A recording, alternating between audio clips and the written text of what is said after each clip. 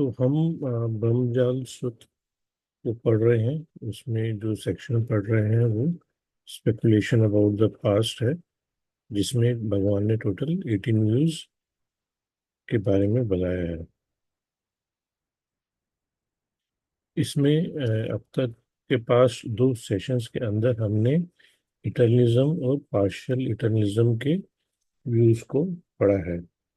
जो इटर्निज्म का जो स्पेकुलेशंस का सेक्शन था, उसके अंदर जो कोर बिलीफ है स्पेकुलेशन का, उसमें यही आता है कि self and the world remain the same just like eternity itself. कि मेरा आत्मन और ये संसार इटर्निटी तक सेम रहता है, शाश्वत रहता है, बदलता नहीं है। एंड जो अगले चार व्यूज हमने कल समझे वो थे पार्शियल इटर्निज्म के ऊपर। उसके अंदर का जो कोर स्पेकुलेशन पॉइंट आता है वो आता है कि संसार और ये जो वर्ल्ड है ये पार्शली इटर्नल है और पार्शली नॉन इटर्नल है। तो आज हम आगे पढ़ेंगे। अब तीन और कैटेगरीज में व्यूज आते हैं, तो एक एक करके हम उन कैटेगरीज के व्यूज को पढ़ेंगे। तो उसमें जो सबसे पहला नेक्स्ट कैटेगरी आ रही है वो एक्सटेंटिज्म की आ रही है, जिसको आप अनंतवाद के नाम से भी जो हिंदी ट्रांसलेशन है उसके समझ सकते हैं। और जो इसमें कोर स्पेकुलेशन का बिलीफ आ रहा है, doctrines regarding the extension of the world, whether the world is finite infinite और बोथ और नाइदर। कि इसमें जो कोर बिलीफ आ रहा है कि जो एक्सटेंशन है वर्ल्ड का, वो उसको तीन चार कैटेगरीज में डिवाइड कर रहे हैं कि वो फाइनाइट है, इनफाइनाइट है, या दोनों ही है, फाइनाइट इनफाइनाइट, या नाइदर फाइनाइट है और नॉर इनफाइनाइट है। तो इसको हम आज थोड़ा पहले डिटेल में समझेंगे, फिर समय मिला तो उसके हिसाब से बाकी व्यूज को हम नेक्स्ट सेक्शन ऑफ व्यूज को हम समझेंगे। तो इसके अंदर जो भगवान की वाणी में आता है, there are bhikkhus, some recluses and brahmins who are extensionists and who on four grounds proclaim the world to be finite or infinite। ये चार अनुमानों के ऊपर वो प्रोक्लेम करते हैं कि संसार जो है फाइनाइट है या इनफाइनाइट है। Knowing to what and with reference to what do these honorable recluses and Brahmins pro proclaim these views? तो दीपक जी, थोड़ा लाउड हो सकते हैं आप? हाँ जी। A certain recluse and or a Brahmin, by means of ardor and devious application, diligence and right reflection, attains to such degree of mental concentration that with his mind thus concentrated। तो इसमें जैसे हमने पहले के speculation के views देखे, यहाँ पे भी जो पहले तीन व्यूज आ रहे हैं वो मेडिटेशन से रिलेटेड ही आ रहे हैं। कि ध्यान की गहरी अवस्था के बाद ये व्यूज उत्पन्न होते हैं। तो जो उसमें पहला व्यू है, he speaks thus, the world is finite and bounded, what is the reason? Because they attain to such concentration of mind that I abide perceiving the world as finite, for that reason I know this and the world is finite and bounded। तो उसमें जो पहले अनुमान की बात कर रहे हैं, उसमें उसका जो कोर बिलीफ है कि जो संसार है फाइनाइट और बाउंडेड है। और उसका जो रीजन है वो यही है कि उसने अपनी साधना के अंदर ये प्रिसीव करा है कि वर्ल्ड जो है वो फाइनाइट है और बाउंडेड है।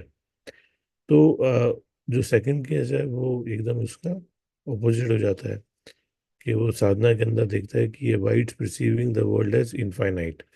तो उसी के बेसिस पे वो प्रोक्लेम करता है कि जो संसार है इनफाइनाइट और बाउंडलेस है। जो थर्ड केस है उसमें he abides perceiving the world as finite in upward and downward direction but infinite across, के ऊपर और नीचे की डायरेक्शन में तो कहता है कि फाइनाइट है, पर बाकी डायरेक्शन में जो इस संसार है वो इनफाइनाइट है। तो ये भी जो अनुमान वो लगाता है वो श्रमण या ब्राह्मण, वो भी अपने साधना के अंदर जो जैसे उसको समझ में आया उसके बेसिस पे उसने लगाया। तो इसमें ये जो पहले तीन व्यूज हमने पढ़े कि संसार जो है वो फाइनाइट है, ये संसार जो है इनफाइनाइट है। यह जो थर्ड व्यू है कि संसार जो है वो किसी डायरेक्शन में फाइनाइट है और किसी डायरेक्शन में इनफाइनाइट है, इसको ही हम आगे समझ रहे हैं।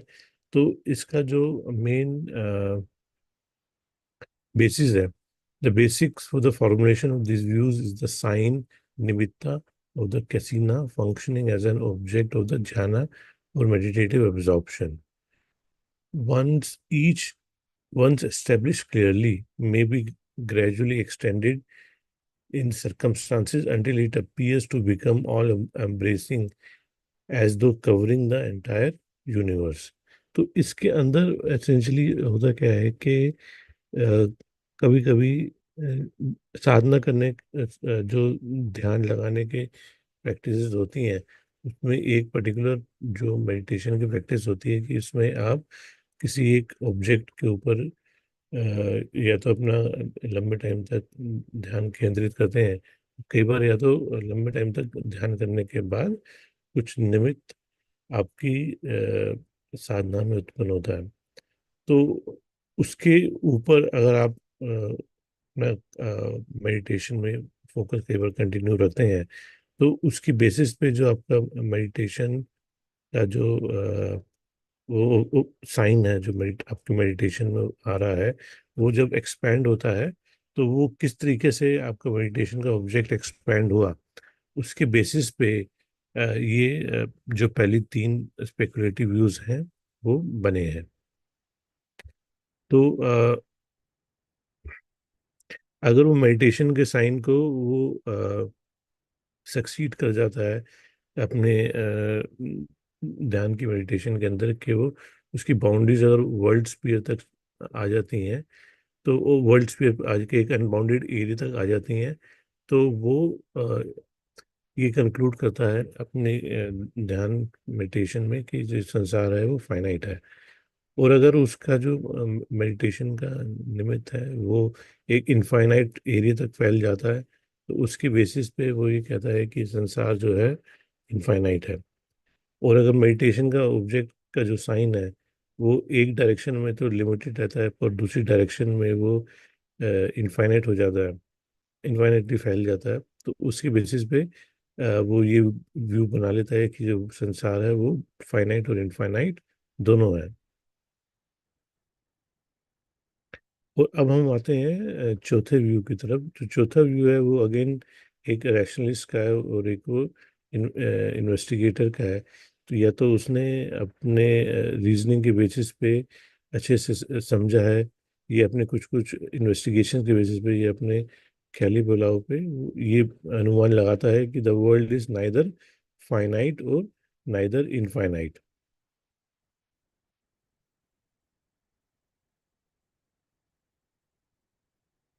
और भगवान की भाषा में यही आ रहा है कि those recluses and Brahmins who declare the world to be finite and bounded, those who declare it to be infinite and boundless, and those who declare to be both finite and infinite, all speak falsely। कि जो चारों हैं वो speculative views हैं।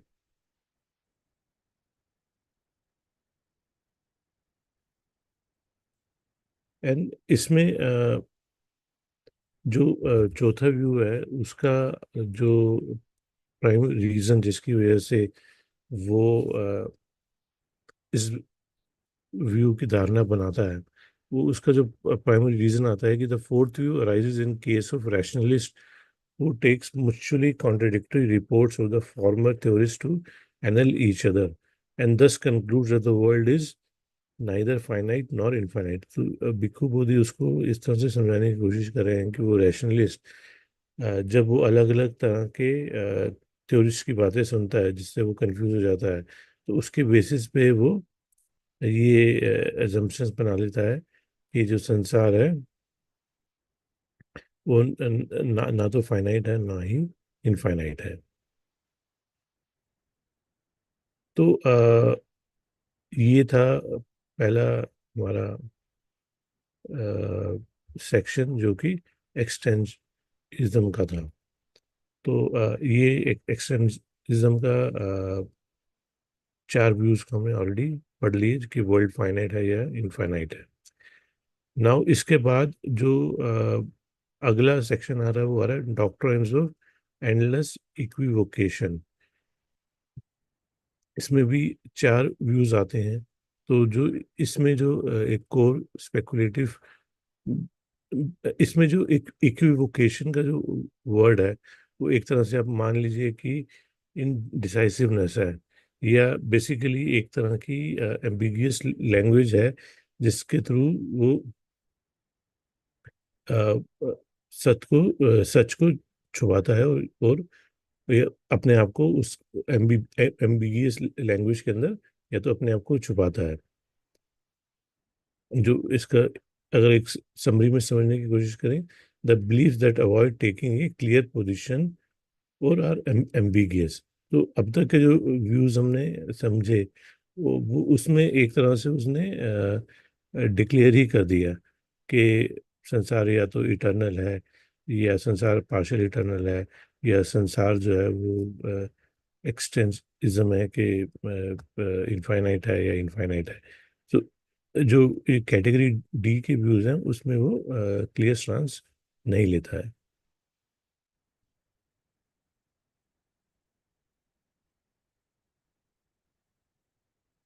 देर are because some recluses and Brahmins who are endless equivocators. When questioned about this or that point, on foregrounds they resort to evasive statements and endless equivocation। कि वो मतलब unnecessarily वो बातों में उलझाते रहेंगे और क्लियर स्टांस नहीं लेंगे। तो इसका जो पहला केस है उसको एक बार समझ लेते हैं। He thinks I do not understand as it really is, whether it is wholesome and whether it is wholesome. If without understanding I were to declare something to be wholesome or unwholesome, my declaration might be false. If my declaration should be false, that would distress me, and that distress would be an obstacle for me. Therefore, out of fear and loathing of making a false statement, he does not declare anything to be wholesome or unwholesome. But when he is questioned about that point, he resorts to evasive statements and to endless equivocation. I do not take it thus, nor do I take it that way, nor do I take it some other way. I do not say that it is not, nor do I say that it is neither this or nor that. तो primarily इसके अंदर अ, अ, वो जो श्रमण है या वो ब्राह्मण है उसे नहीं पता है कि कुशल और अकुशल कर्म क्या है। अब वो जब ये नहीं जानता कि कुशल और अकुशल कर्म क्या है, तो उसे एक तरह का डर लगता है कि अगर मैंने अ, कुछ डिक्लेयर कर दिया तो और वो गलत होगा तो वो मेरे लिए एक तरह की बाधा बनेगा, और उस से जो उसको बैड कर्मा मिलेगा तो उसको एक तरह से वो फियर करता है, और इसलिए वो कुछ भी डिक्लेयर नहीं करता कि क्या होलसम है और क्या अनहोलसम है। उसके बेसिस पे फिर वो इस तरह के एम्बिग्यूअस स्टेटमेंट देता है कि मैं इसे इस प्रकार नहीं मानता, ना मैं इसे उस प्रकार मानता हूँ, ना मैं इसे किसी और प्रकार मानता हूँ। मैं यह नहीं कहता कि मैं ये नहीं है, ना ही मैं ये कहता हूँ कि यह ना है, और ना यह है ना वह है। तो एक तरह से पूरी एम्बिग्यूटी है। तो इसका जो आई थिंक मेन पॉइंट ये है कि अ, वो ये नहीं डिनाई कर रहा कि there are things, there are actions which are wholesome or unwholesome, but he is sort of confused कि उसे नहीं पता है कि क्या wholesome है और क्या unwholesome है। और उसके बैड कर्मा से बचने के लिए कि वो कुछ ऐसा unwholesome ना कर दे और वो उसके लिए ऑब्स्टिकल ना बने, इसलिए वो इस तरह के एम्बिगियस स्टेटमेंट्स वो देता है। तो ये था इसका पहला बिलीफ। अब जो सेकंड बिलीफ है वो भी सेम है। जो पहले बिलीफ में पॉइंट आई थी कि अ, उसको वो डिस्ट्रेस थी कि वो उसके लिए बाधा ना बन जाए, जो भी अगर वो बोले। जो सेकंड पॉइंट आता है कि कहीं अगर वो कुछ गलत बोल दे तो वो उसके लिए उसके अंदर वो डिजायर और लस्ट, हेट्रेड और अवर्जन उसके अंदर ना आए। क्योंकि अगर डिजायर, लस्ट, हेट्रेड, अवर्जन उसके अंदर आएगा तो वो उसकी थिंकिंग का पार्ट बन जाएगा और उसकी वजह से उसको परेशानी होगी। तो इसलिए जब वो इस तरह का व्यू रखता है तो इस व्यू की बेसिस पे वो क्लियर पोजीशन नहीं ले पाता कि कुशल क्या है और अकुशल क्या है। I do not understand at it is really is what is wholesome and what is unwholesome. If without understanding I were to declare something to be wholesome or unwholesome, desire and or lust or hatred and aversion might arise in me. Should desire and lust or hatred and aversion arise in me, that would be clinging on my part. Such clinging would distress me, and the distress would be an obstacle for me. Therefore, out of fear and loathing of clinging, he does not declare anything to be wholesome or unwholesome. But when questioned about this or that point, he resorts to evasive statements and endless equivocation. I do not take it thus, nor do I say it neither this or nor that. And जो third case है वो भी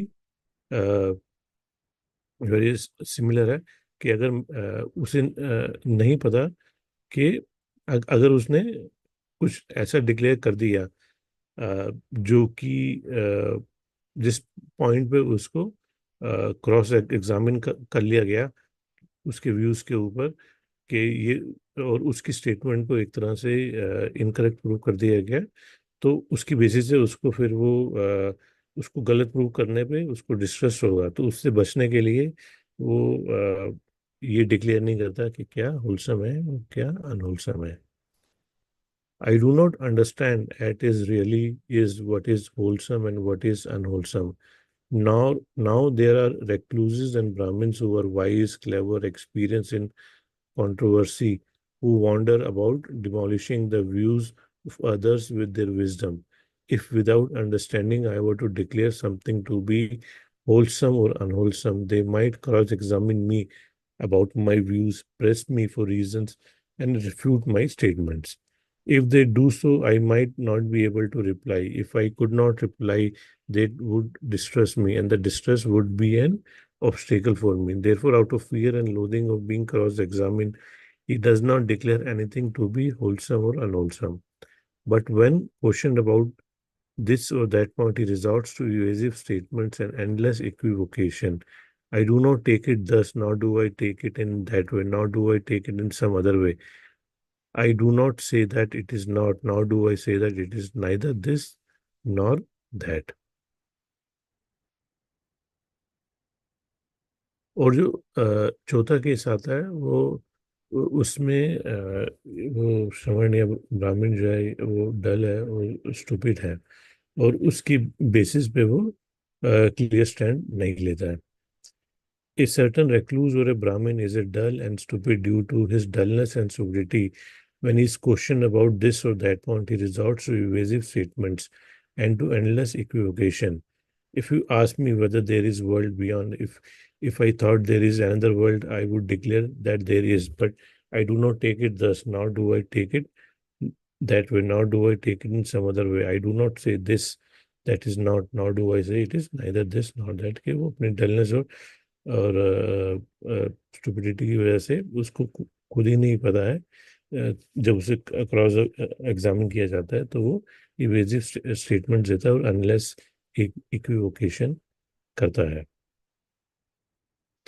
now इस सूत्र के अंदर जो section है उसमें फोर्थ सेक्शन है उसमें ये चार कैटेगरीज के क्वेश्चंस भी आते हैं जिसमें जैसे कि जो पहला कैटेगरी का क्वेश्चन है, is there no world beyond, is that there is that there both is is and not a world beyond, is that there are neither is nor is it is that neither is nor is not a valid beyond।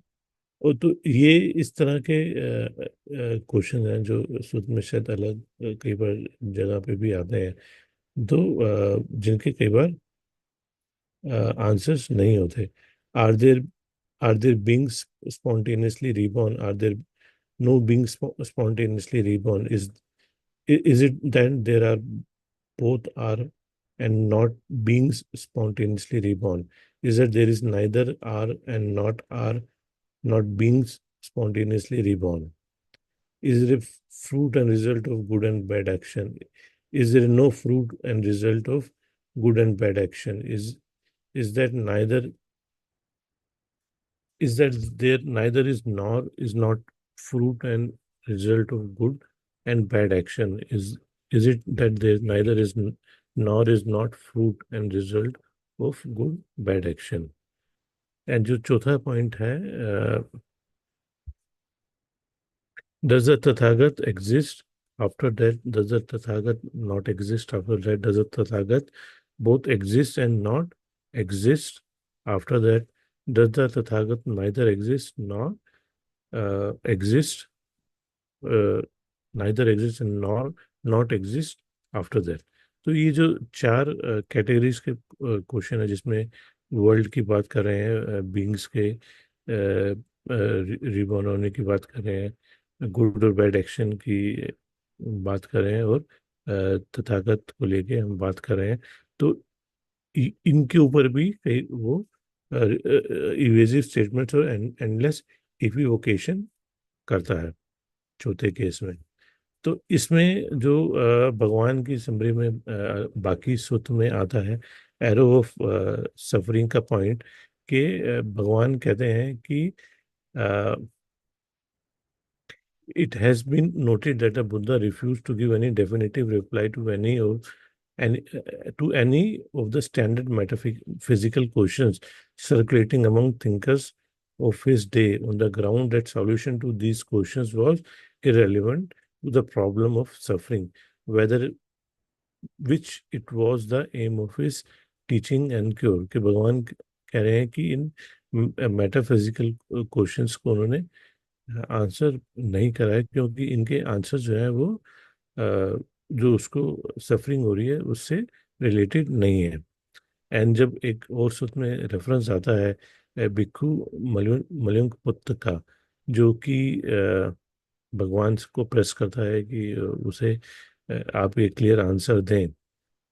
When the Bhikkhu Malingputta told the Buddha that unless he received a clear solution to the 10 metaphysical questions, he would leave the order, the master compared him to a man shot by an arrow who refuses the help of a surgeon until he learns all the details concerning his assailant। भगवान उसको उसकी तरह देखते हैं कि जिसके सीने में छाती में एक एरो लगा हुआ है, और वो रिफ्यूज कर देता है सर्जन की मदद लेने में, जब तक कि उसको ये ना पता चले कि क्या is there birth, is there ageing, is there death. Sorry, इसमें वो इस तरह के स्पेकुलेटिव क्वेश्चंस पे जब तक उसको क्लैरिटी ना मिले, वो कहता है कि मैं ये सर्जन्स को मेरा उपचार करने से मैं मना कर दूंगा। तो जो भगवान उसका जो सही आंसर देते हैं वो यही देते हैं कि rather than focusing on these questions, जो उनकी कोर टीचिंग की बात आती है कि is there birth, there is aging, there is death, there is sorrow, lamentation, pain, grief, and despair, and its cessation of these that Tathagata proclaims here and now। वो भगवान कहते हैं कि इस बात को समझ के सफरिंग से बाहर निकला जा सकता है। तो ये जो डॉक्ट्राइन ऑफ एंडलेस इक्विवोकेशन है, इसका जो पाली का शब्द है अमर विवेक, विवेक के विवेक पावाद, जो ये पाली का वर्ड है, इसको भिक्खु बोधि ने दो तरीके से ट्रांसलेट करने की कोशिश करी है। एक तो अमर वर्ड को अनडाइंग के तरीके से हम शायद जानते ही हैं, world amara to mean undying, hence unceasing और एंडलेस। और जो विखेपा वर्ड का मतलब है उसका एक इंग्लिश ट्रांसलेशन एक तरह से इक्विवोकेशन करा गया है, जिसका मतलब है कि टॉसिंग बैक एंड फोर्थ। तो इसमें जो अप्रोच है, go on hedging without limit, refusing to make a definitive और डेफिनेटिव असर्शन और स्टैंड। और जो ऑल्टरनेटिव व्यू आता है वो ईल रिगलिंग आता है। तो प्राय ये समुद्र में रहने वाला जो जीव है ईल, इसका जो इसको अगर आप पकड़ने की कोशिश करेंगे तो ये बहुत तेजी से एक तरह से रिगल करता है और हिलता है, जिससे वो आपके हाथ से छूट के निकल जाएगा। तो यहाँ पे अम्ब्रा का जो एक ऑल्टरनेटिव ट्रांसलेशन है उसमें उसको एक मछली की तरह बोला गया है, जो कि ईल है। और विखेपा को एक तरह से उसकी मूवमेंट के को विखेपा वर्ड को उसके उस क्रिएचर की मूवमेंट से एसोसिएट किया गया है। तो इसका जो एक ऑल्टरनेटिव ऑल्टरनेट मीनिंग निकाला गया है कि impossible to catch hold a wriggling eel। Similarly, these views are impossible to grasp or understand। And उसका जो ऑल्टरनेटिव है कि he roams about here and there अपने व्यूज को लेके। तो एक और पॉइंट आता है इसमें, जो हमने बात करी, approach approach go on hedging without limits. तो इस वर्ड को हम इस फ्रेज को एक बार समझ लेते हैं कि हेजिंग विदाउट लिमिट का मतलब क्या है। इसको well may be possibly, it could be, but on other hand perhaps not, कि वो कंफ्यूज हो के वो दोनों साइड की बातें कर रहे हैं कि शायद समझौता यह हो सकता है और शायद नहीं। I am not really sure, it's hard to say, may be yes और मे बी नो, कि वो एक तरह से कंफ्यूजिव स्टेटमेंट दे रहा है। तो हेजिंग विदाउट लिमिट्स का जो अलग अलग उस तरीके से उसको समझने की कोशिश करें कि एक तो वो क्लियर स्टैंस नहीं ले रहा है, वो वेग लैंग्वेज का सहारा ले रहा है और कुछ कमिटमेंट नहीं देना चाहता है, और वो क्लियर और डायरेक्ट आंसर्स नहीं देना चाहता है। वो कुछ पर्टिकुलर चीज पे कमिट नहीं करना चाहता है, और वो अपने व्यूज के अराउंड एक तरह की फेंस बना लेता है, और वो उससे बाहर नहीं निकलना चाहता है। क्रिएटिंग ए प्रोएक्टिव बैरियर और fence around one's views to avoid being pin down और held accountable for particular position, generating an endless array of different views और perspectives के अलग अलग तरह के व्यूज बनाते हैं। और या तो एंडलेस, अननेसेसरीली एंडलेस डिबेट में वो रहना चाहता है। अब एक जो पर्टिकुलर और जिसमें भिक्खु बुद्ध समझाना चाहते हैं कि ईल विगर्स और स्केप्टिक्स में क्या फर्क है। तो स्केप्टिक वो ये हो गया कि वो एक स्केप्टिज्म से एक चीज को देखेगा और बोल देगा कि नहीं, ये तो इम्पॉसिबल है, इसको इस तरह की नॉलेज को आप अटेन नहीं कर सकते। तो उसने एक क्लियर स्टांस ले लिया, चाहे वो गलत हो। तो ईल विगर जो है वो स्केप्टिस नहीं है, क्योंकि वो ये मानते हैं कि हायर अटेनमेंट पॉसिबल है, क्योंकि जो पहले तीन व्यूज आते हैं उसमें वो होलसम और अनहोलसम की बात कर रहे हैं, कि उनको पता है कि अगर वो अनहोलसम बोलेंगे तो वो उनके लिए डिस्ट्रेस का कॉल होगा। बट उनका जो कंफ्यूजन है कि वो अ, उनको ये नहीं पता है कि क्या होलसम है और क्या अनहोलसम है, और उसकी वजह से वो डेफिनेटिव स्टैंड नहीं ले पाते हैं कि और जिसकी, क्योंकि अगर वो गलत प्रूव हुए तो उनमें एग्जाइटी होगी और डिस्ट्रेस होगा। As per them higher knowledge और attainment is possible, however, it is beyond their own personal comprehension. Hence, the refusal to take a definitive stand stems from the anxiety that some of the item of information may turn up disapproving the position they might adopt. तो आज का section हम यही समाप्त करेंगे। Okay, sorry, will just cover this last slide. तो जो चार पोजीशंस हमने एंडलेस इक्वेशन की देखी, वो इसलिए होते हैं कि लैग उसमें अंडरस्टैंडिंग नहीं है और वो ढंग से रिफ्लेक्ट नहीं कर पाता। पहले तीन केसेस के अंदर हमने समझा कि वो कर्मा को मानता है और वो अपने मन की शांति का स्पेशल प्राइज देता है।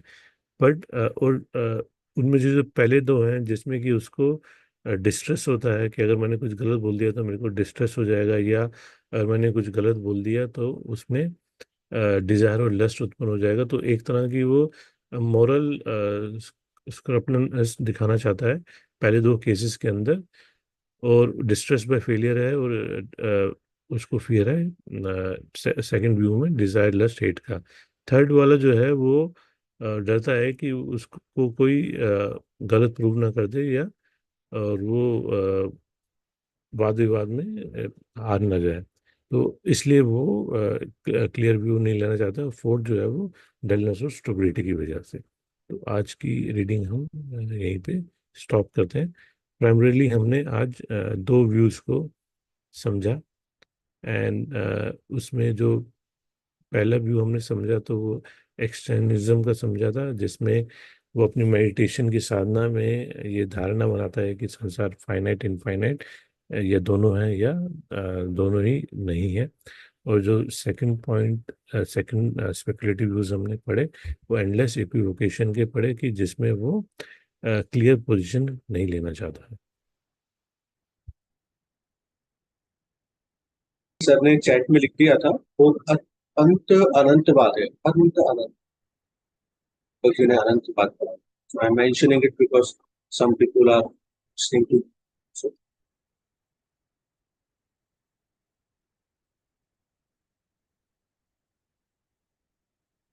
प्रेजेंटेशन में एक कुछ आपको प्रश्न पूछना हो तो पूछ लीजिए।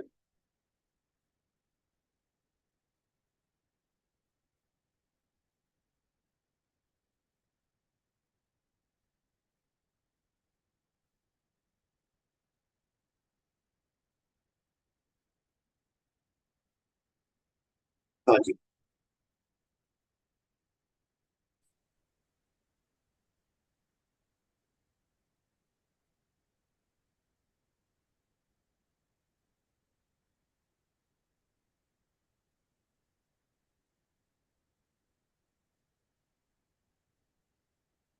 सो कोई प्रश्न नहीं है तो एक छोटा डाउट तो मेरे मन में ये आया ही था कि अब जब आप ये बता रहे थे दीपक जी कि वो कोई भी क्लियर स्टैंड लेने से मना कर रहे थे बिकॉज ऑफ कि वो डिस्ट्रेस होगा, उसका मतलब मुझे समझ नहीं आया कि क्लियर स्टैंड लेने से मतलब डिस्ट्रेस होगा, उसका क्या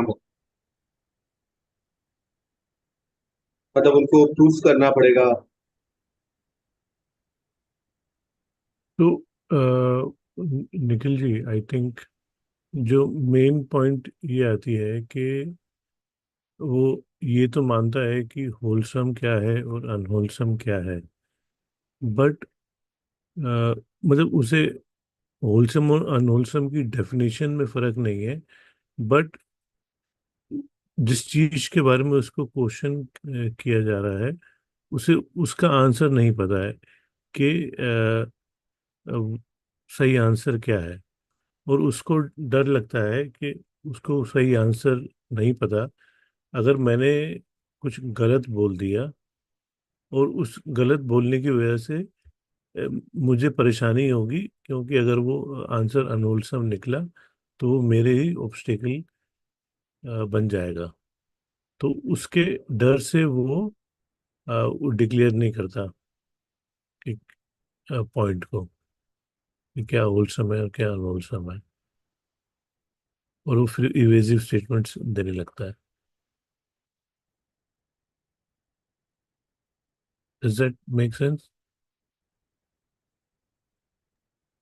मतलब उसको पता है कि ये होलसम है, ये अनहोलसम है, नहीं नहीं नहीं नहीं, लेकिन उसे फिर भी। होलसम और अनहोलसम के कर्म सिद्धांत का पता है उसे। ओके। जिस जिस पॉइंट के लिए क्वेश्चन करा जा रहा है वहां उसको नहीं पता है कि क्या होलसम है क्या अनहोलसम है। तो इसलिए वो इवेजिव स्टेटमेंट्स दे के वो एक फिक्स पॉइंट नहीं लेना चाहता। ओके, ठीक है। हम्म। तो, मेरा अगला प्रश्न सर से है। सर, उस समय जो एक प्रिवलेंट 6 तरह की फिलोसफीज थी, जहाँ तक मुझे पता है। एक स्यातवाद था, जिसमें से कि शायद है, शायद नहीं है। एक ये था कि संजय का था, किसका था, कि अगर कोई एक चक्र लेके लोगों को मार के उसके मांस का लोथड़ा भी बना दे तो भी कोई पाप नहीं लगता हमें। तो क्या ये ब्रह्मजाल सूत्र में वो चीजें भी कवर है? क्योंकि शायद ये 6 तरह की फिलोसफी प्रिवलेंट थी, जो कि सारिपुत्र ने शायद चेक किया था कि इस तरह के, या I don't remember, these six, probably six kind of philosophies was there. So are they covered in this Brahmacharya Sutta also, or they तो were जो separate? भगवान की वाणी आती है उसके अंदर उन्होंने अलग अलग इन कैटेगरीज को बताया है, कि अपने आत्म के बारे में और संसार के बारे में वो किस तरीके से व्यूज बनाता है। तो जो भगवान की टीचिंग है उसमें भगवान किसी और टीचर की या किसी और ट्रेडिशन की बात नहीं करते हैं। प्राय कुछ रेफरेंसेस विशुद्धि मगम में आते हैं जो कि कमेंट्रीज हैं, और उनको कुछ भिक्खु बोधि अपने बुक में कवर करने की कोशिश करते हैं। बट प्राइमरीली सुत में नहीं आती है। सुत में मोस्टली जो मीनिंग निकल के आता है कि ये अलग अलग कैटेगरीज हैं। इन कैटेगरीज में से अगर आप कोई भी पर्टिकुलर व्यू पॉइंट रखते हैं तो वो स्पेकुलेटिव व्यू है, और उससे आप एक तरह से सावधान रहें। खुद की बुक है इस पेपर को? भिक्खु बोधि की बुक है इस पे। मैं एक बार दिखा देता हूँ। तो अनअवेलेबल है, चेक किया था, बट आई वाज थिंकिंग कि शायद वो चूंकि सुप्त है इसलिए अनअवेलेबल। नहीं, book is software. Book is freely available, which can be अच्छा। downloaded and which can be read. And primarily जो हमने निमिषा जी ने और मैंने और आने वाले सेशन में जो हम प्रेजेंटेशंस बना रहे हैं वो प्राइमरीली इस भिक्खु बोधि की बुक की अंडरस्टैंडिंग के बेसिस पे बना रहे हैं। मैं दिखा देता हूँ। जो बुक का नाम है वो all embracing network Brahmajala Sutta and its commentaries translated in Pali by Bhikkhu Bodhi. और इस बुक का अगर आप समझें तो भिक्खु बोधि ने इंट्रोडक्शन देके समझाने की कोशिश करी है कि क्या क्या सेक्शंस हैं। फिर बुक में भगवान की वाणी आती है ब्रह्मजाल सुत के ऊपर। एंड फिर बुक में जो एक थर्ड पार्ट आता है वो कमेंट्रीज का आता है, जिसमें वो हर सेक्शन को लेके फिर भिक्खु बोधि जो कमेंट्रीज के अंदर बातें हुई हैं उनको एक तरह से समराइज करने की कोशिश करते कमेंट्री किसने लिखी है? हैं। कमेंट्री जो है वो आई थिंक श्रीलंकन ट्रेडिशन जो विशुद्धि मग्गा है वहां से आई है, जो मेरी अंडरस्टैंडिंग है। शुद्धि मग्गा Ashok. These are the traditional commentaries on various suttas, जो सूत्र निकाय की कमेंट्री है या दीघ निकाय की, सूत्र पिटक की जो अलग अलग निकाय है उन सब के ऊपर कमेंट्रीज और सब कमेंट्रीज लिखी हुई है ओवर द सेंचुरीज, मिल जाता हाँ हाँ, ठीक है सर, करेक्ट। है। काफी जो आपने प्रश्न पूछा और दीपक ने उत्तर दिया, ये बड़ी महत्वपूर्ण बात है कि भगवान किसी विचारधारा को क्रिटिसाइज नहीं करते, ना ही उसमें आर्गुमेंटेशन करते हैं। शुरू में ही उन्होंने कहा था, शुरू शुरू में जो सेक्शन था कि एक समझदार आदमी कभी दूसरे विचारधारा से आर्गुमेंट करके उसको गलत है मैं ठीक हूँ ऐसा प्रूव करने की कोशिश नहीं करता।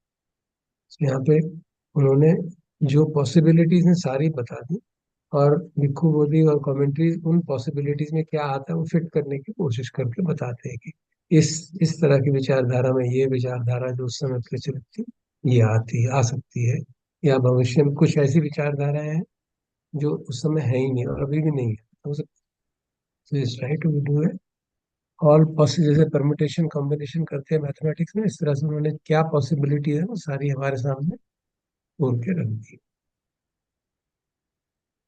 कुछ जो उन्होंने स्वयं देखी है लोगों में, ये इस तरह की विचारधारा कैसे बनी, उसके आधार पे बात कही गई।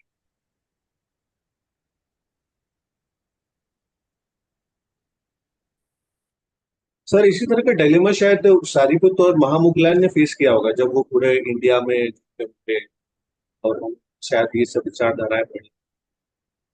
ऐसी कहीं बात आती ही नहीं किसी सूत्र में कि उनको कोई डायलेमा रहा होगा। They talking of people with phenomenal paramis, कहीं सूत्रों में तो आता नहीं कि कोई इनको डिलेमा रहा और इनको डाउट रहा, ऐसा मुझे नहीं मालूम।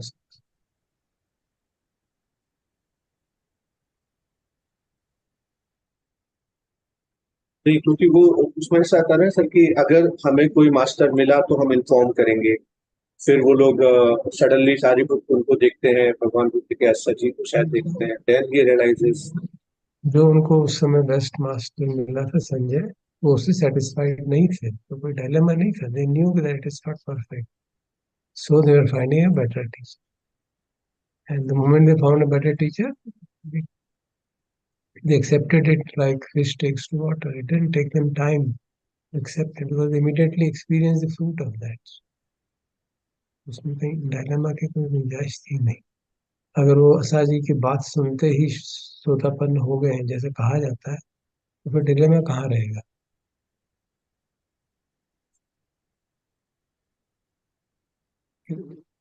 I mean, and just raise a question and leave it at that, कि भाई अगर संसार फाइनाइट है कि इनफाइनाइट, उससे मुझे क्या फर्क पड़ता है, उससे मेरी साधना में क्या फर्क पड़ रहा है,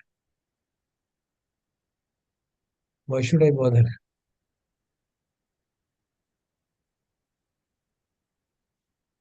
ये जो शब्द है संसार, इसकी जो भगवान की डेफिनेशन है उसके माध्यम से, और ये भी कमेंटेरी लिटरेचर है, भगवान ने नहीं लिखा है, कमेंट्रीज में आता है कि भाई इस संसार शब्द का मतलब जो भगवान की टीचिंग में है वो है वर्ल्ड ऑफ एक्सपीरियंस। तो उस सेंस में it eventually becomes an understanding which blocks us from going beyond the world, transcend करने की, वर्ल्ड को ट्रांसेंड करने में हमारे लिए ऑब्स्ट्रक्शन बन जाता है, इसलिए वो रिबर्थ का कारण बनता है। So एंड मैंने एक सब कमेंट्री में को बताते हैं कि उसमें कहा भी गया है कि वर्ल्ड शब्द में सेल्फ इंक्लूडेड है, so it is not only the world which is being mentioned in that manner, self is also being mentioned in that manner. So this is of course a conjecture, I mean a commentarial spin on this statement, but this question is obviously very important. भगवान तो कहते हैं कि भाई जो चीज हमको बाधा है साधना में उसका महत्व है, संसार इनफाइनाइट हो फाइनाइट हो ना हो, ये सोच सकता है ना, उससे क्या फर्क पड़ता है कि बाहर के संसार की बात होती, उससे में क्या फर्क पड़ता है। ये विचारणीय प्रश्न है, we can just think about it, maybe talk in the evening if need. So जो commentators है, they're very very incisive, very profound people. वो पूछते हैं यार इसका क्या मतलब है, why is he saying that? World finite हो इनफाइनाइट हमें मेरे हमारी साधना में क्या फर्क पड़ता है, होता रहे. So that spin had to be given by the commentators. It actually world in the Buddha's teaching refers to world of experience, and that creates complication. Which is एक जगह आता है ना लोक क्या है, छह इंद्रियां हैं ये लोग, six senses. This is the loka. Now when you look at it in that manner, and it begins to create a different connotation. And you can think about it. It's up to there's no. It's not in the sutta directly, so anybody's take on it.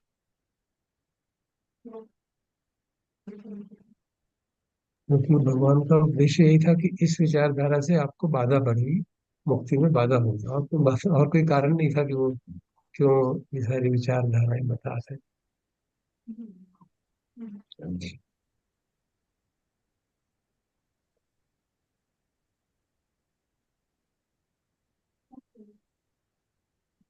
HP sir ने hand raise किया है. अच्छा हाँ, तो विशाल जी का comment पढ़ रहा था. हाँ जी, कहिए प्रोफेसर साहब बताइए.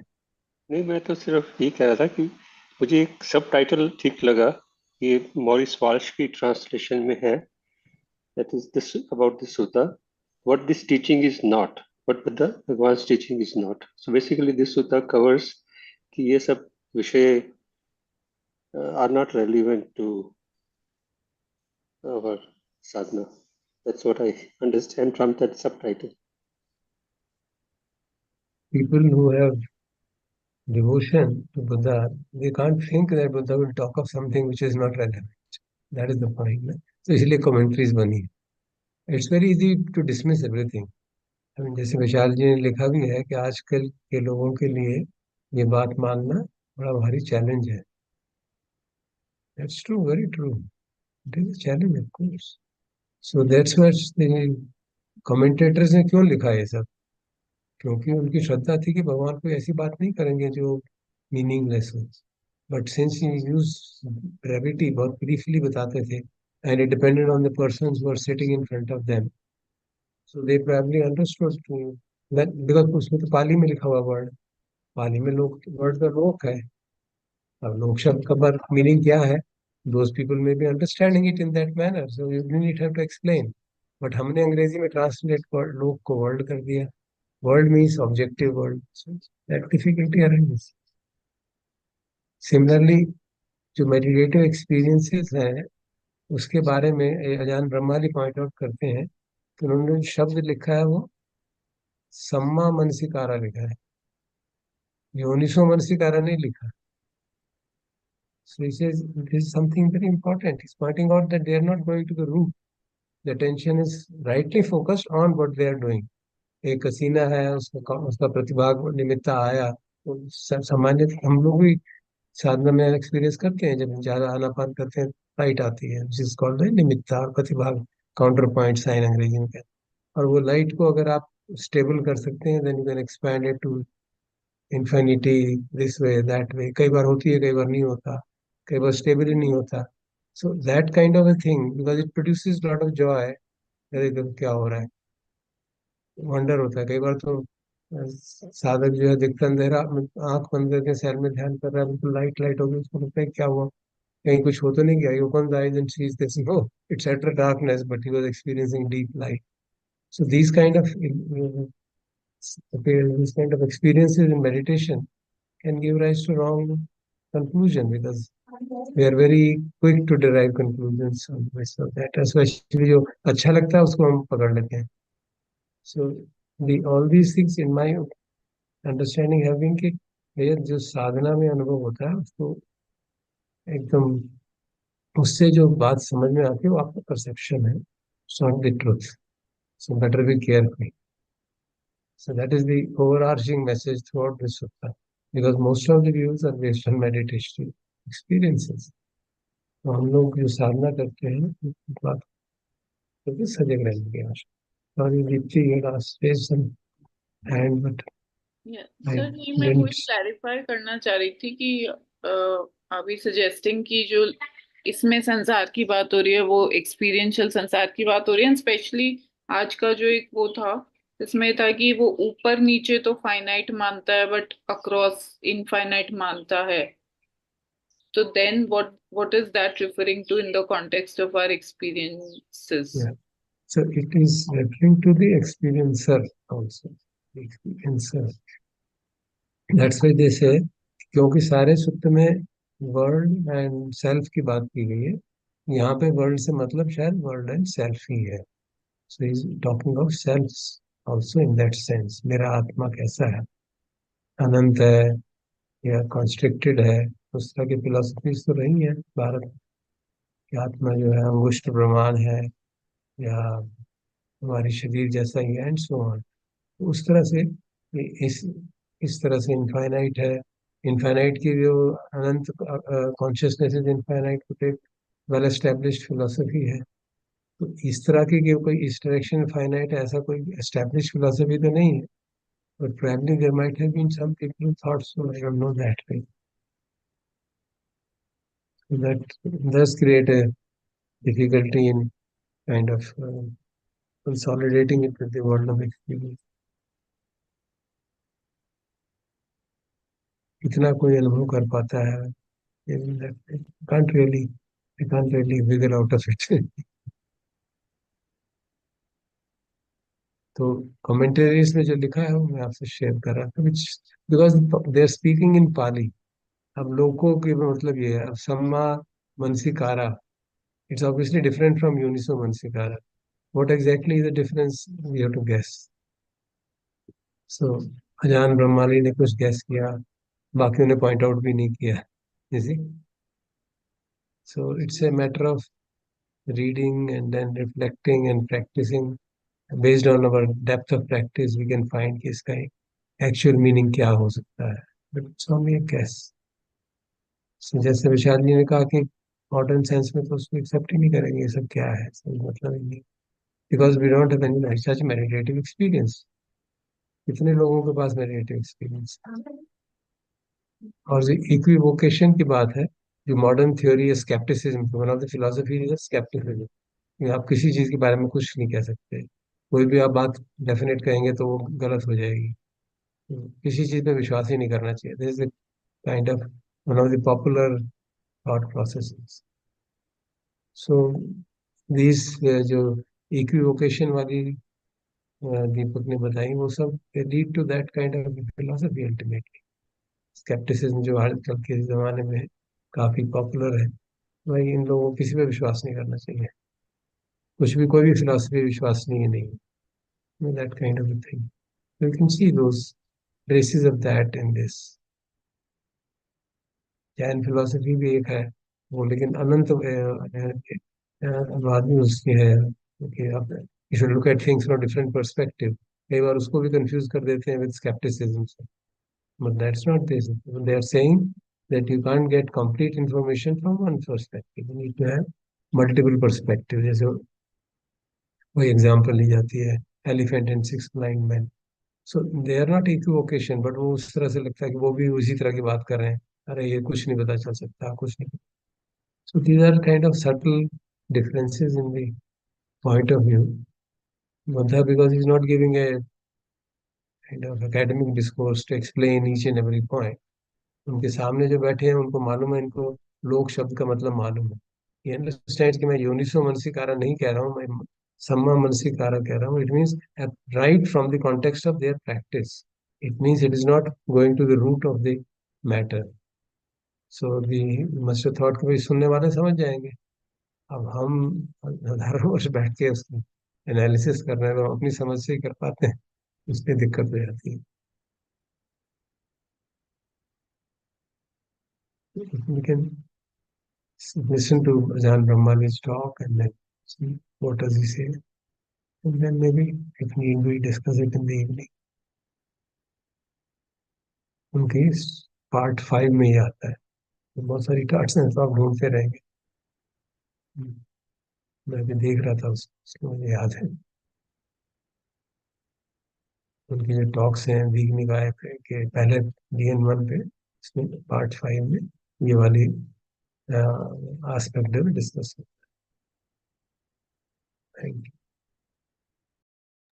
सर जिसको आप बोले, may be you can in the evening session you can put the link also. कौन सा लिंक आप जान, ब्रह्म का नाम लिया आपने इसका? वो दीपक डाल देना, दीपक बता, शेयर कर देना है। आपने ये जो हमने चारों बुक्स दी थी ना, है आपसे रिक्वेस्ट है दीपक, जो हमने चारों बुक्स दी थी 4 सूत्रों के लिए, या पहले अभी आप दीग निकाय के जो वो है वो भी उसका लिंक डाल देना, क्योंकि पीडीएफ हमने दिया था। तो आप इनको दीपक अपने ग्रुप का जो डेली मेडिटेशन सेशन ग्रुप है उसमें डाल दें। या मेरे पास भी तो है, मैं डाल दूंगा, मैं डाल दूंगा। मैं उससे जो हमारा डेली मेडिटेशन ग्रुप है उसमें मैं सारे लिंक डाल दूंगा। दिन में free in the day and can request one page.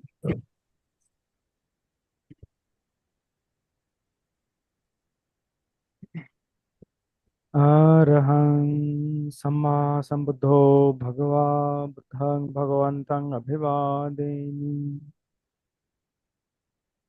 स्वाक्षातो भगवता धम्मो धम्मं नमस्सामि। सुपटिपन्नो भगवतो सावक संघो संघं Namami.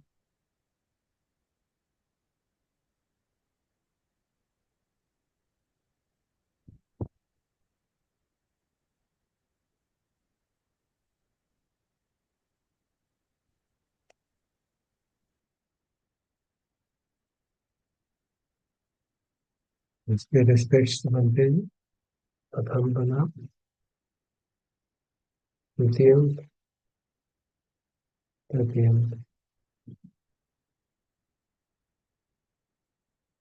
Thank you Deepak, thank you Nikhil, thank you Nishad ji, thank you. प्रणाम। नमस्कार। रॉन्ग, इतने तरह के रॉन्ग व्यूज को क्यों पढ़ रहे हैं और राइट व्यू को क्यों नहीं पढ़ रहे? तो आ, इसका जो आंसर है वो आ, भिक्खु बोधि अपनी किताब में इस तरह से देते हैं कि ये सुत एक तरह से द्वारपाल का काम करता है। तो जिस तरह से एक एंट्रेंस पे अगर एक गार्ड खड़ा है, तो गार्ड जो है वो जो ऑथोराइज पर्सन है वो उसको ये अलाउ करेगा और वो चेक करे रखेगा कि कौन आ रहा है कौन जा रहा है। तो एक तो इस सुत को दीघ निकाय का सबसे पहला सुत बनाया गया। वो इसी कारण से बनाया गया कि ये सुत में भगवान ने अलग अलग रॉन्ग व्यूज को डिस्कस करके एक तरह से बता दिया कि जब भी हम अ, सखाय वृत्ति और स्पेकुलेटिव व्यूज में अगर अ, अ, से कुछ चीज को होल्ड करने की कोशिश करेंगे तो हम एक इन्हीं में से किसी तरह के रॉन्ग व्यूज को हम बनाएंगे। तो तो ये सुत जो है इस तरह से प्रोमिनेंस देता है कि एक बार आप इन रॉन्ग व्यूज को जान के जब भगवान की जो बाकी सिखाए हुए रास्ते हैं जिसमें मुख्यतः जो स्टार्ट हम करते हैं वो फोर नोबल ट्रूथ से करते हैं, तो वो फिर हमें फाइनली राइट व्यू की तरफ लेके जाएगा। तो जिस just acts as a preliminary understanding के हम एस्ट्रे ना हो। That is one aspect. दूसरी एस्पेक्ट ये भी आती है कि एंड भिक्खु बुद्धि उसको इस तरीके से समझाते हैं कि अगर हमने एक लाल रंग का चश्मा पहना हुआ है और वो लाल रंग का चश्मे से अभी हम एक कमरे में चीज़ों को देख रहे तो लाल दिख रही थी, इसको उन्होंने इक्वेट करा है इस तरीके से कि अ, हम अपनी डे टू डे लाइफ में कुछ चीज़ों पे ग्रास्पिंग कर रहे हैं, उनको अथाभाव भाव से देख रहे हैं। और जब हम अपनी साधना करते हैं और करने में जब हम अपनी मन की हायर स्टेट्स की तरफ आगे बढ़ते हैं, ध्यान में आगे बढ़ते हैं, तो अ, उसको भिक्खु बोधि ने बोला कि वही लाल चश्मा पहन के अगर हम ओपन एरिया में आ जाएंगे जहाँ पे हमारा व्यू बढ़ गया है, तो क्योंकि हमने चश्मा लाल रंग का ही पहना हुआ है, तो वो सारी चीज़ें हमें तब भी लाल ही दिखेंगी। तो वही अगर साधना करते हुए अगर हम उसमें अपना अत्ता भाव अ, अ, लगा रहे हैं, या जो भी साधना में स्टेट्स उत्पन्न हो रही हैं, चाहे वो काफ़ी प्लेजेंट स्टेट्स उत्पन्न हो रही हैं, अगर वहाँ पे भी हम अत्ता भाव लगा रहे हैं, तो अल्टीमेटली हम अपनी मेडिटेशन में स्टक हो जाएंगे और भगवान की टीचिंग को ढंग से नहीं समझ पाएंगे। तो इन तरीकों से शायद मैं क्वेश्चन का आंसर देना चाहूँगा।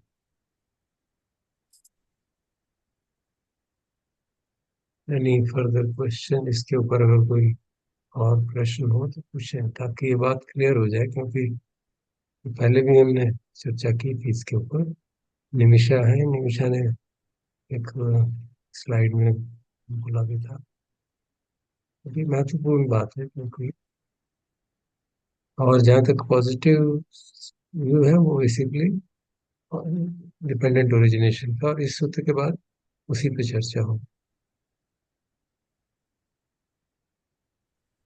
तो मगर भगवान ने ये वाला तो जो बहुत अरंत लोग थे उनके लिए दिया था ना, तो नहीं, for people like us, तो अरंतों इसमें के लिए नहीं थी, या तो अरंतों को इसमें सर प्रवचन इसका देने की आंसर जरूरत बहुत नहीं। सिंपल है। इसका आंसर बहुत सिंपल है कि इस सूत्र के अंदर एक्चुअली आपको दोनों तरीके के व्यूज दिखते हैं। फॉर एग्जांपल, आज जो आपने जो सेक्शन पढ़ा होगा, अ, उसके अंदर जो इक्विवोकेशन का पार्ट आता है, उसमें जैसे कि जो फोर्थ व्यू है, वो फोर्थ व्यू में भगवान उस व्यक्ति की बात कर रहे हैं कि जो साधना नहीं कर रहा है, बल्कि अ, अपने डे टू डे में उसकी रॉन्ग अंडरस्टैंडिंग है, जिसकी वजह से वो अ, इस तरह के व्यूज बना रहा है। तो हम अगर एक पैटर्न देखें, तो जितने भी कैटेगरीज के स्पेकुलेटिव व्यूज भगवान ने बताए हैं, उसमें फर्स्ट कैटेगरी जिसमें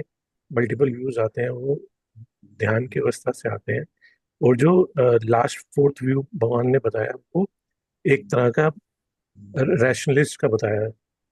उसमें हमने वर्ड भी यूज करा कि वो अपने इन्वेस्टिगेशन के बेसिस पे ये अनुमान लगा रहा है, या वो अपने ख्याली पुलाव के थ्रू ये लगा रहा है। तो मैं बोलूँगा कि उसमें जो सेकंड पार्ट है, वो in common sense applies to us.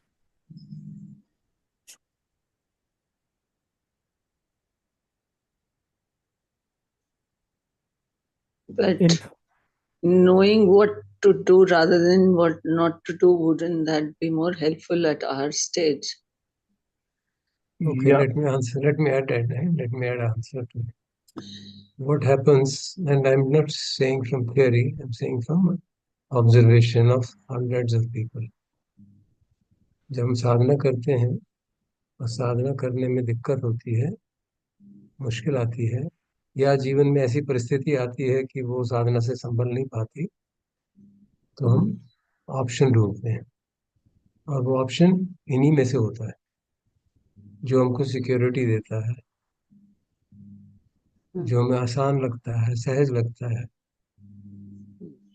And this is what happens with, and I've seen it happen with people with many years of meditative experience. Suddenly something goes wrong and they lose the confidence, or not just lose the confidence, they feel something simpler is available. Why get into this complex matter? Why not take refuge in simpler things? So unless we know the limitation, because ऐसा नहीं है जैसे दीपक बता रहे हैं, वो सब meditative अनुभवों का गलत इंटरप्रिटेशन है। ऐसा नहीं है कि वो कोई आपको गलत काम करवाएंगे, लेकिन वो आपको इस जन्म मरण के चक्र से बाहर नहीं निकलने देंगे, और इतनी दूर ले जाएंगे कि हजारों कल्प बीत जाएंगे और आप वहीं पड़े रहेंगे ब्रह्मलोक में, और फिर आके मालूम किस योनि में क्या जन्म हो जाए, because wrong view is such a powerful thing. So to make the view clear is extremely important. और इसी संदर्भ में एक और प्रश्न भी मुझसे पूछा गया था. तो ये जो लास्ट में दीपक ने पढ़ा था कि उनको ये नहीं मालूम रहता कि कुशल क्या है अकुशल क्या है, ये भी कोई बात है? तो सबको ही मालूम है. तो I would like to submit कि ऐसा नहीं है. हाँ, खास तौर पे आजकल के जो यंग जनरेशन है, मैं जिनसे नॉट ओनली आज, पिछले 25-20 साल पहले की भी बता सकता हूँ, जब मैं आईटी में पढ़ा था तब भी पीपल वुड क्वेश्चन सच बोलने की क्या जरूरत है, what is the need for honesty. मैं तो कॉर्पोरेट सेक्टर में तो काम ही नहीं चलता, अगर मैं सच सच बता दूं मैंने ये काम किया ये नहीं किया, मुझे तो थोड़ा एग्जैगरेट तो करना पड़ेगा बता के. How will I work, what is the problem? So this issue about wholesome and unwholesome, it seems to us so obvious, but in difficult conditions, we also lose track of it. We, in the name of pragmatism, we accept so many things. We may accept, but that is not such a big problem, because of we may falter कि हम नहीं अब कुशल के ऊपर जाके अकुशल कर्म करना पड़ रहा है. एक तो वो बात है. दूसरा कि हम उसको जस्टिफाई करेंगे, ये प्रैग्मेटिक है, आजकल के जमाने में ऐसे ही चलता है. ये शील तो हर अंत ही फॉलो कर सकते हैं, हमारे लिए नहीं. So these are the practical problems if you are not clear about the right view in such a simple thing as differentiating between right and wrong, and then going to the effect of meditation, meditative experiences को किस तरह से हम गलत interpret करते हैं, and we can get totally put off from the path of liberation, can get into another path altogether. इसलिए शुरुआत ही इसलिए की गई भगवान की. जो 500 अरहंत इकट्ठे हुए, उन्होंने सोच समझ के कहा कि भैया शुरुआत करनी है, जैसे कि दीपक ने बताया, तो एक गेट कीपर रख दो, लोगों को पता चल जाए कि ये सब विचारधाराएं जो उस समय प्रचलित थी और आज भी प्रचलित हैं, आज भी इनमें से काफी महत्वपूर्ण विचारधाराएं समाज में प्रचलित है, भारत में भी सारे विश्व में. बता रहे हैं कि उन सब से आपको विभिन्न तरह का लाभ हो सकता है, बट मुक्ति के रास्ते में वो बाधा बन जाए. That is the main reason why we start with this. And that's the reason कि अगर आप देखेंगे सूत्र में बार बार वो आता है, ये गंभीर है, to be understood by the wise, every section ends in that. If I can, if you give me the sharing rights and share. Yeah, you want to go, sir? हाँ, मैंने Yes, देख sure. लिया.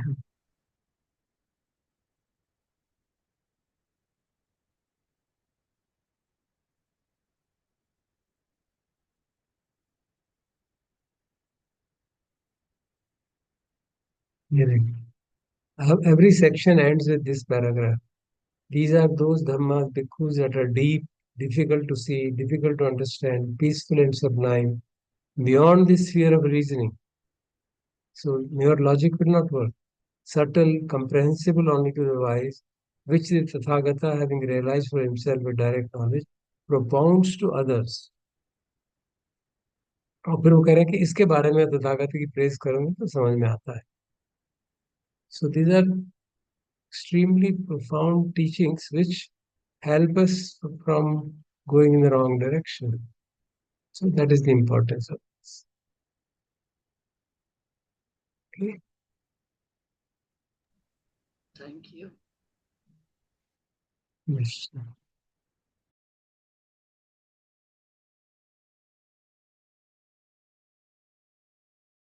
So there are one or two very small questions. I remember in one sutta, Bhagwan says that we should not be concerned about what was I in the past, what will I be in the future, something to that effect. And in another sutta, he asks us to understand the basic framework in which his teaching is to be regarded, that is the right view kind of thing. That is, there is the other world, they are mother and father, so which implies that there is a world beyond this world. और आज जो presentation दीपक ने दी थी तो उसमें ये questions भी बीच में आ जाते हैं, तो वैसे भी इन दो सोतों के बीच में मुझे थोड़ी सी मतलब समझ नहीं आती कि दोनों आपस में मेल खाते हैं या they are saying different things or they are saying the same thing.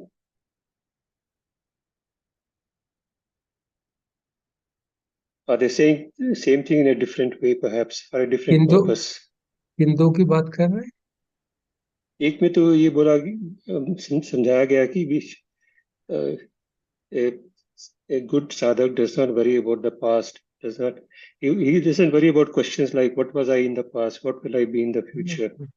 So basically something to do with मैं पिछले जन्मों में क्या था, बाद में अब क्या बनूंगा. I interpret it that way. हाँ जी, ठीक बात. On the other hand, he's saying that we should worry about these things. Where does he say we should worry? I mean, when he says that there is karma and there is a fruit of karma, in some sense it implies that you have to think about those things also.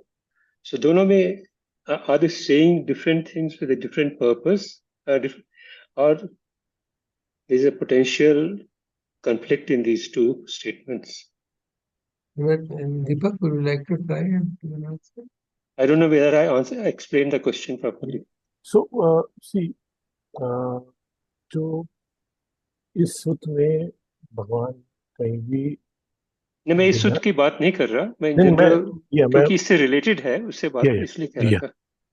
So actually मैं context इस सूत्र का इसलिए दे रहा था कि इस सूत्र में कहीं पे भी नहीं आता कि हायर एम्स नहीं है, और तो वो पॉइंट पे कहीं पे भी रेफ्यूटेशन नहीं है. एंड जैसे कि इस सूत्र में ब्रह्मलोक की बात आती है, अप्सरा वर्ल्ड की बात आती है, तो एक तो जो भगवान की टीचिंग का फ्रेमवर्क है उसमें कहीं पे भी इट सेपरेट वर्ल्ड्स की बात नहीं है, बल्कि जो पहले जो व्यूज आते हैं जिसमें वो इटर्नलिज्म की बात कर रहे हैं या पार्शियल इटर्नलिज्म की बात कर रहे हैं, उसमें सूत्र में ये बात भी आती है कि अगर इस तरह के हम व्यूज रखेंगे तो हमारा जो है वो बर्थ हायर एम्स में हो सकता है बट लिबरेशन नहीं मिलेगी. So this is a context which is in this sutta and which also is there probably in other suttas also. But जो चीज़ आपने इसको पहले पॉइंट से आपने लिंक करी कि भगवान की वाणी में आता है कि what I was in past और what I will be in future. So वहाँ पे भगवान की वाणी में आ रहा है कि जो कॉजल कनेक्शन होता है between the one birth and the next birth, जिसमें हमने कई बार पढ़ा हुआ भी है, तो उसके बेसिस पे संखार तो एक जन्म से दूसरे जन्म में जा रहे हैं, but you can not make it a direct connection that what I was in past और what I was in future. So in some sense there is an acceptance of all these realms, but speculation about your identity on those past realms or the future realms, वहाँ पे भगवान ने उसको arrow of suffering, basically वो ego वाला issue हो जाता है, आई का क्वेश्चन हो जाता है कि there was no I, there is no I, so therefore there is nothing there was nothing that I was in the past, and there's nothing that I will be in the future. I think this is what you're trying to tell me. Since there is no self. No, I think he's just saying that we don't need to really speculate about these things or try to give them any sense that what were in past or what were in future. This is In a sense, wrong views have arisen because of that.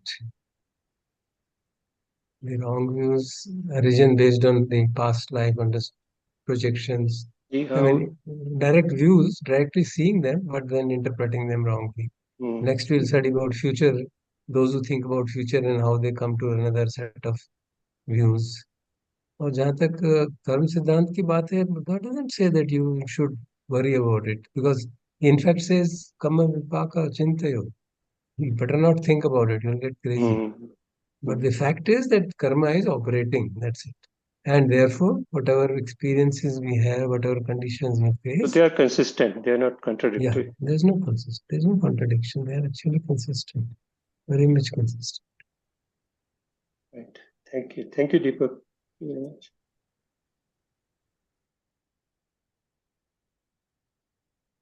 Sharma ji कहिए. Yes sir. Sir, मेरी समझ से भगवान ये बताने की कोशिश कर रहे हैं कि फ्यूचर जो है वो कर्मों के साथ बदलता रहता है, इसलिए फ्यूचर डेफिनेट नहीं है, उसके बारे में मत सोचो. अपने कर्म, अच्छे कर्म करते रहो, फ्यूचर अपना अच्छा बनता रहेगा. और इसके साथ ही जो भगवान के समय में जो एस्ट्रोलॉजी के लिए पंडित रहे होंगे, उस पर भी ये है कि भाई किसी के कहा नहीं उन्होंने, लेकिन साथ में ये भी आता है कि भाई जो पंडित लोग जो फ्यूचर बताते हैं, पास्ट बताते हैं, वो सही नहीं है. अपने कर्मों को सुधारो ताकि तुम्हारे फ्यूचर अच्छा बनता रहे. One thing. और दूसरा सर, जो होलसम और अनहोलसम कर्मों की बात थी, वो बिल्कुल क्लियर है. इस तरह से कि जिस तरह के आप आइडिया लेकर के होलसम और अनहोलसम कर्म लेकर के मेडिटेशन करेंगे, तो मेडिटेशन में वही चीज करीब करीब स्ट्रांग होती रहेगी. इसलिए बेटर है कि आप मेडिटेशन करते समय या मेडिटेशन से पहले ही अपने कर्मों को ठीक करते चले, ताकि मेडिटेशन आपकी सही डायरेक्शन में चलती रहे. अदरवाइज अनहोलसम कर्म लेंगे तो उसी के थॉट्स आपके मजबूत होते रहेंगे. सो देयरफॉर भगवान ने बताने की कोशिश की है कि भाई साधना में करते समय होलसम कर्म का होना आवश्यक है, जैसा मैं सोच रहा था. Thank you sir. Thank you. ठीक है. Thank you. Any other question?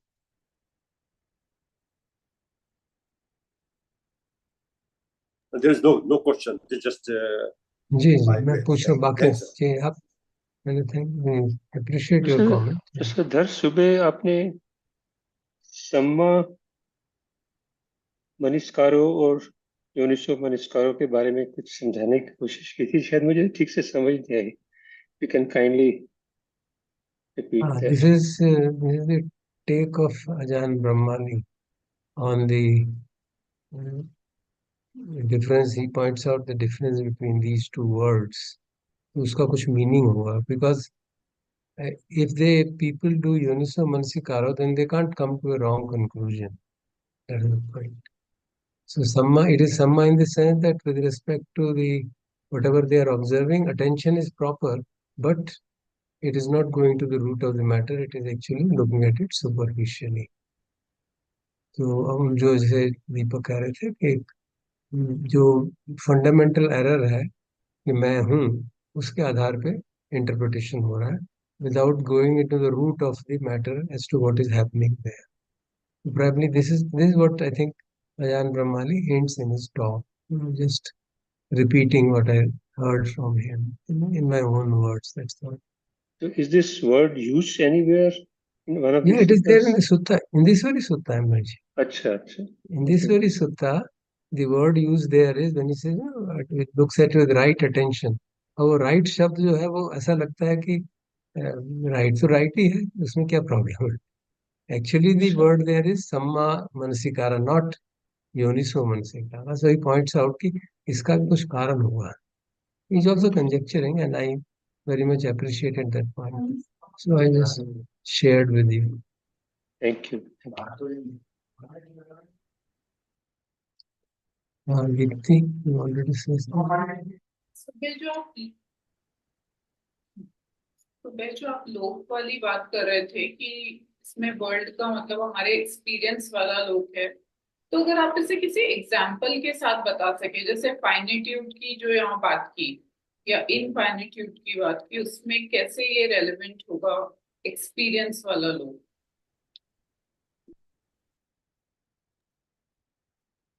So I think जो हम एक्सपीरियंस कह रहे हैं कि जो हम एक्सपीरियंस करते हैं वही वर्ल्ड है, वर्सेस फिनिट्यूड या इन्फिनिट्यूड. तो इसमें जितना आई थिंक मुझे समझ में आया कि भगवान कह रहे हैं कि जो आपके बेसिकली जो सेंस डोर्स पे और माइंड पे जो इम्प्रेशंस आ रहे हैं और उसके बेसिस पे जो आप व्यू बना रहे हैं उसको ही अपना वर्ल्ड समझें and try to basically work on that as a part of your meditation rather than trying to create views about finitude or infinitude.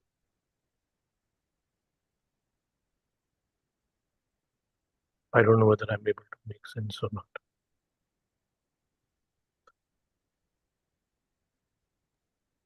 I think partly yes, in some sense, in the sense कि उसमें सूत्र में कहा गया था कि मतलब ये सब व्यूज में जाके इसके स्पेकुलेशन में जाके ultimately you just look at there is dukkha and then find a way out of it.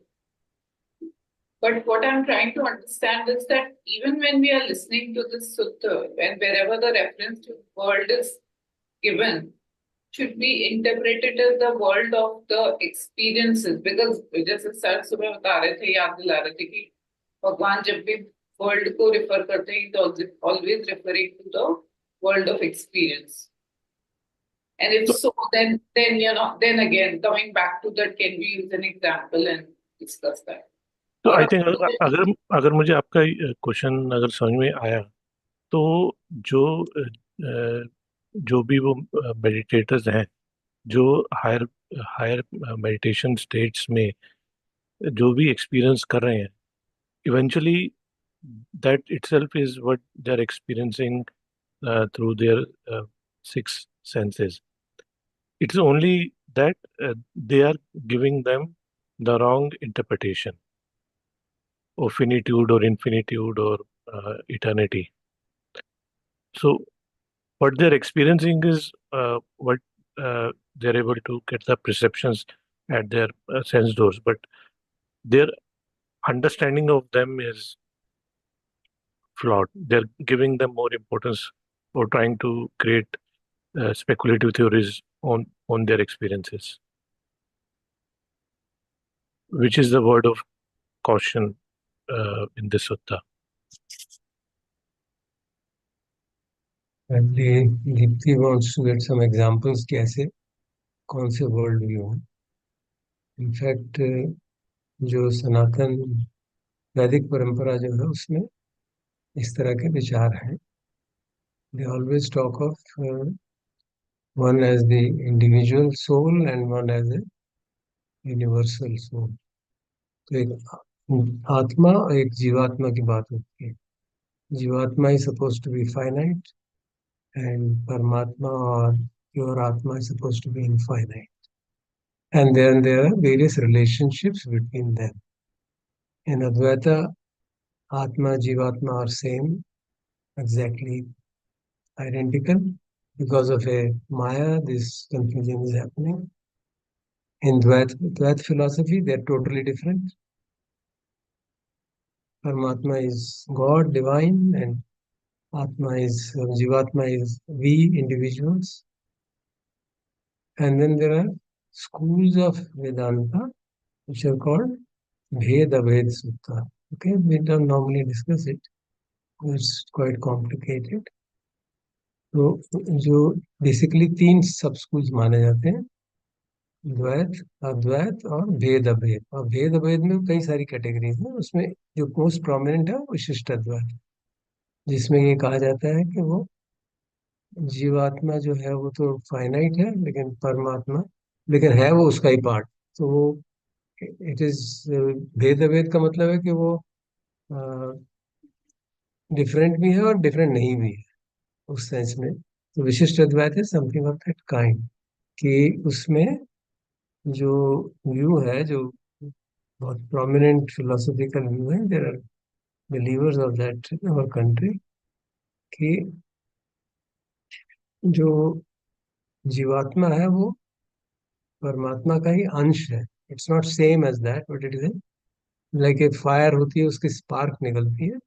वो spark is not the fire, but it is a it is of the same characteristic as fire. So ये जो middle ground बनाया गया था रामानुजाचार्य ने.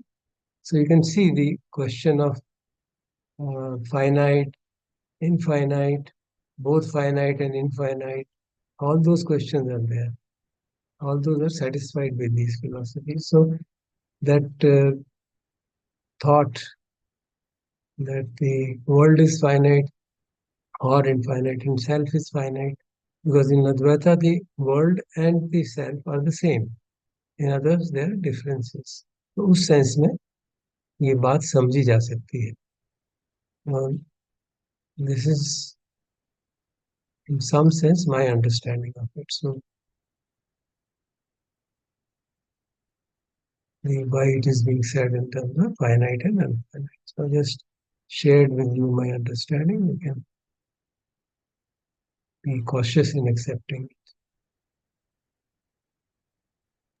Sir, ये सब वैसे भी beyond me at this stage, so I'll accept whatever is being offered and subject it to examination when, Yeah. as and when I'm able to. Since you wanted examples, I have given. That's all. No, I thank was you. not intending to give. No, thank you. Because जब हम पढ़ रहे थे सुबह भी, तो अजीब सा लग रहा था ना कि एक डायरेक्शन में फाइनाइट, दूसरी में इनफाइनाइट. ये क्या है? Actually it has the symbolic meaning of same thing. Because वो जो है, एक बार उसने साधना की तो उसको एक्सपेंड कर पाया हॉरिजॉन्टल, तो उसको लगा ऐसा है. दूसरी बार उसने आकाश की तरफ किया तो वो रुक गया आकाश से पहले ही. सो उसको लगा ये एक. So therefore you generally if you read will say there is a concept of two atmas in two souls in Hinduism, jivatma, paramatma, and then various philosophies put up various relationship between them. जो प्योर, जो most prevalent है वो द्वैतवाद है भारतवर्ष में. एक ईश्वर है, एक मनुष्य है, वो उसकी आराधना करके उसके साथ मिलना चाहता है, merge with it. So that is the kind of, उसके बारे में आगे चर्चा होगी. तो I stop. Thank you. Thank you, Deepak. Thank you. Good. Thank you. Over to you, Nikhil.